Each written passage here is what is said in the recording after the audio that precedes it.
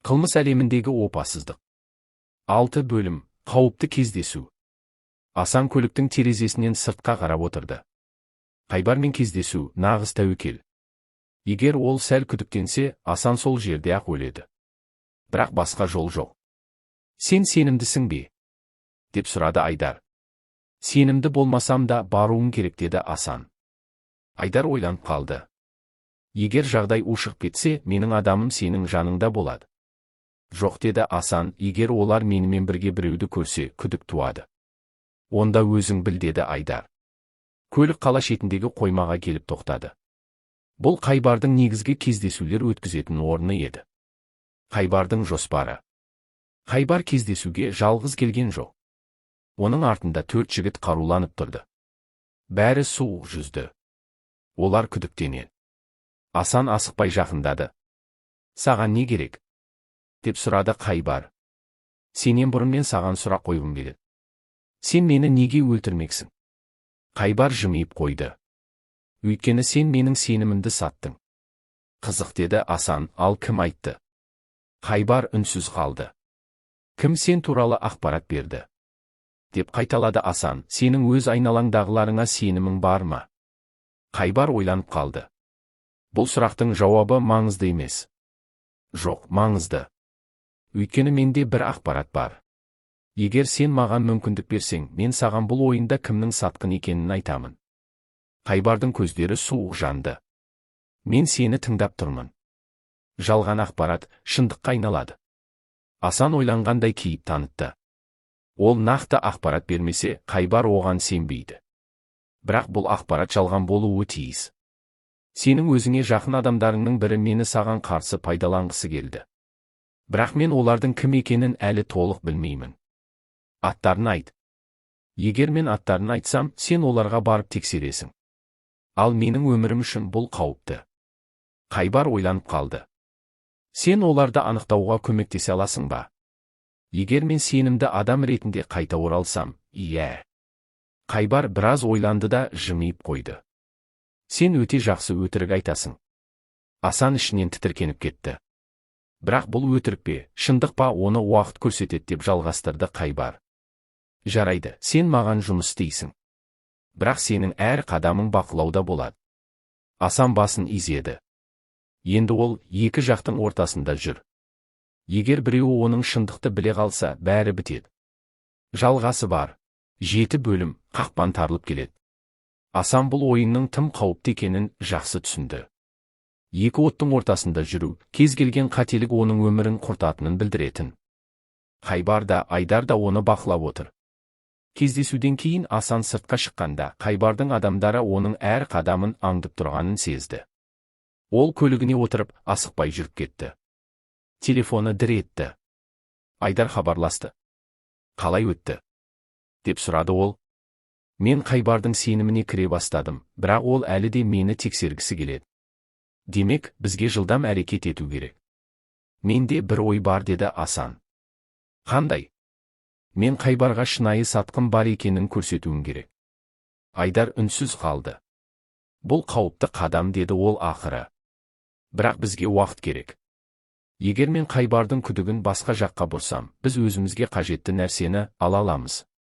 Айдар ойланып қалды. Сен қандай сатқын туралы айтып тұрсың? Мен Қайбардың өз адамдарының бірін сатқын етіп көрсетуім керек. Айдар күліп жіберді. Жақсы жүріп барасың. Кімнің мойнына ілеміз? Асан тежегішті басып көлігін жол жиегіне тоқтатты. Бек. Қосымшадан да мықты жау. Айдардың жүзі өзгеріп кетті. Бек. Иә. Онымен не мәселе? Ол Қайбардың ең сенімді адамы. Егер біз оны Қайбардың көзіне күмәнді етіп көрсетсек, Қайбар мен оның адамдарын бөлшектей бастайды.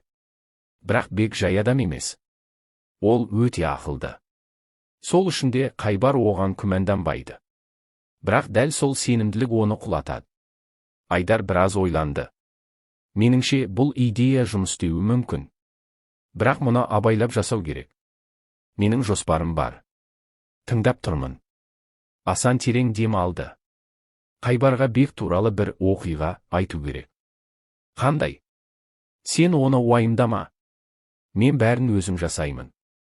Қайбардың күдігі артады. Сол түні Асан Қайбарға қайта хабарласты.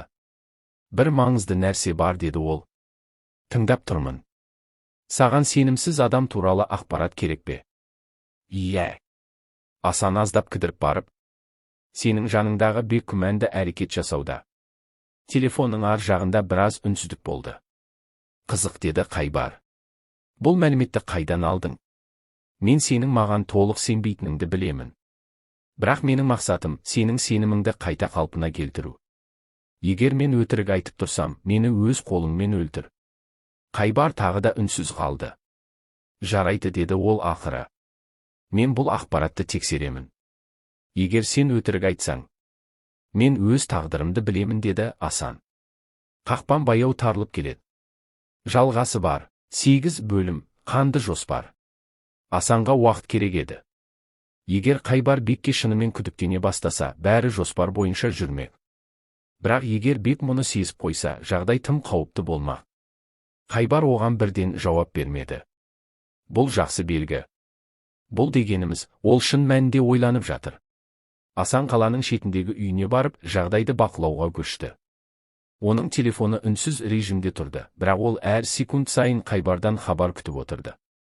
Күдік ең қауіпті қару. Сол сәтте телефоны дір ете қалды. Қайбар хабарласып жатыр. Асан асықпай көтерді. Бізге кездесу керек, деді Қайбар суық дауыспен. Қашан? Қазір. Орны. Бұрынғы қойма. Ойын басталды. Асан көлігін оталдырды. Жүрегі тарсылдап тұр. Бұл кездесу оның өміріндегі ең қауіпті сәт болуы мүмкін. Қоймаға кіргенде Қайбар жалғыз отыр екен. Бірақ оның қолында тапанша бар. Отыр, деді ол. Асан ақырын орындыққа жайғасты. Мен сенің ақпаратыңды тексердім, деді Қайбар. Асан демін ішке тартып, үнсіз тыңдап отыр. Бек шынымен бір түрлі әрекеттер жасаған. Бірақ мен сенің ойыныңды да түсініп тұрмын. Асан ішінен суық терге малынды. Сен мені тексеріп отырсың ба? Деп сұрады ол. Мен әрқашан бәрін тексеремін, деді Қайбар жымиып. Бірақ сенің сөзіңде шындық бар секілді. Егер мен сені алдағым келсе, бұлай ашық келмес едім. Қайбар ойланып қалды.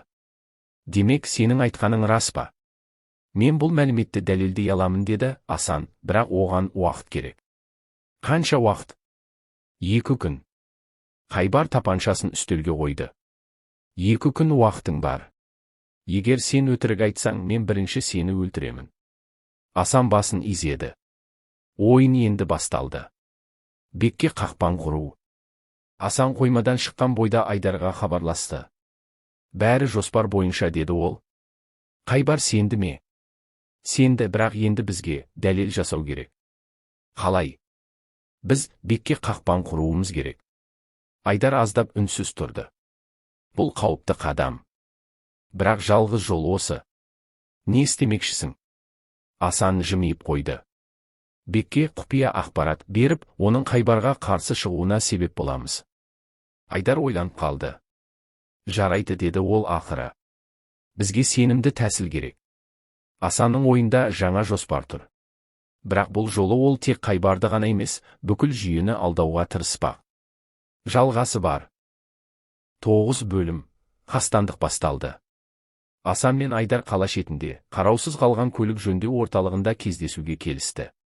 Мұнда ешқандай камера жоқ, ешкім де тыңдамайды. Айдар орындыққа отырып, шылымын тұтатып, жоспарыңды тыңдайын, деді. Асан айналасына көз жүгіртіп, ақырын сөйледі. Біз Бекті сатқын ретінде көрсетуіміз керек. Бірақ оған дәлел керек. Дәлелді қайдан аламыз? Оны өзіміз жасаймыз. Айдар мырс етіп күлді. Сен таза жынды екенсің. Басқа жол жоқ. Егер біз қазір әрекет етпесек, Қайбар бір күні бәрімізді жояды. Айдар ойланып қалды. Жарайды, айт. Асан орнынан тұрды да, қабырғадағы шеге ілінген темір сымды ала бастады. Біз Бекке Қайбардың ірі қару-жарақ тасымалы туралы жалған ақпарат береміз. Сосын, ол ақпараттың дұрыс-бұрыстығын тексеруге тырысады. Сол кезде біз оны Қайбарға қарсы шыққан адам ретінде көрсетеміз. Айдар күлкісін тыйды. Сен Бекті орға жықпақсың ба? Иә. Ал егер ол сенен күдіктенсе? Асан жымиып қойды. Оған тексеруге мүмкіндік беруіміз керек. Айдар ойланып қалды. Бұл өте қауіпті жоспар. Бірақ жұмыс істейді. Сен оны қалай сендіресің? Асан көзін сығырайтып. Бізге Қайбардың сенімді адамдарынан біреуі керек. Кім? Дәурен. Айдардың жүзі өзгерді. Дәурен Қайбардың оң қолы.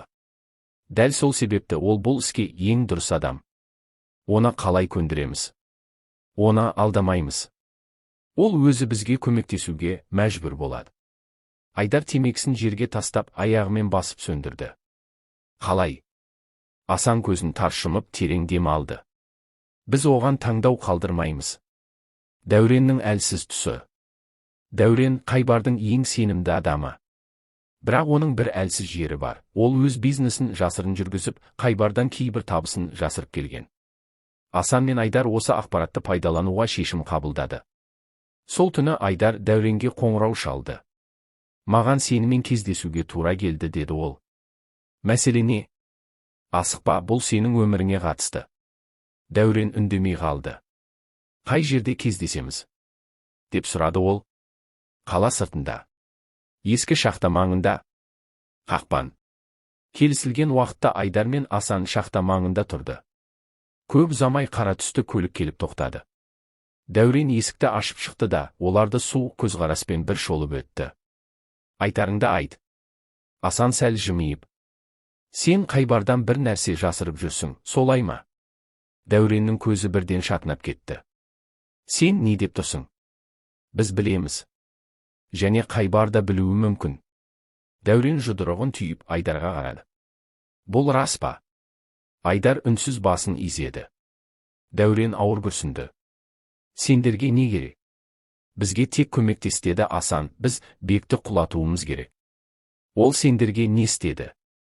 Маңызды емес. Саған пайдасы бар. Дәурен ойланып қалды. Егер мен көмектесем, Қайбар бұл туралы білмейді ме? Ешқашан. Дәурен тағы да біраз ойланып тұрды да, ақыры. Жарайды, деді. Мен дайынмын. Ойын басталды. Дәурен Бекке хабарласты. Бізге кездесіп сөйлесу керек, деді ол. Не жайлы? Қайбар туралы. Бек сәл күдіктене. Ол не істеді? Біз жай жерде сөйлесейік. Бек келісті. Асан алыстан бақылап тұрды. Қақпан жабылуға жақын. Жалғасы бар. 10 бөлім күдік пен қақпан. Бек Дәуренмен кездесуге келісті. Бірақ оның ішінде бір түрлі сезім бар еді. Қайбардың ең сенімді адамы оған неге хабарласты? Бек әрдайым сақ жүретін. Өзіне қарсы ойынды сезіп қойса, бірден әрекетке көшетін. Сондықтан да ол бұл кездесуге жалғыз келмеді.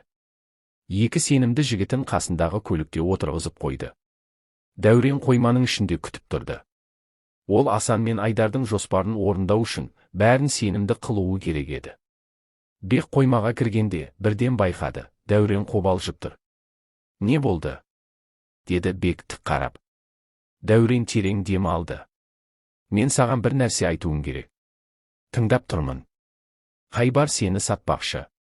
Бек сәл күлімсіреп басын шайқады. Дәурен, сен мені ақымақ деп ойлайсың ба? Бұл әзіл емес. Мен нақты ақпарат алдым. Қайдан? Қайбардың сенімді жігіттерінің бірі маған айтты. Бек ойланып қалды. Не үшін ол мені сатпақ? Ол сені әлсіреген деп есептейді. Сенің соңғы уақытта қателіктерің көп болды. Бек бұл сөздерді естігенде ішкі ашуы ояна бастады. Бірақ сырттай ештеңе білдірмеді. Дәлелің бар ма?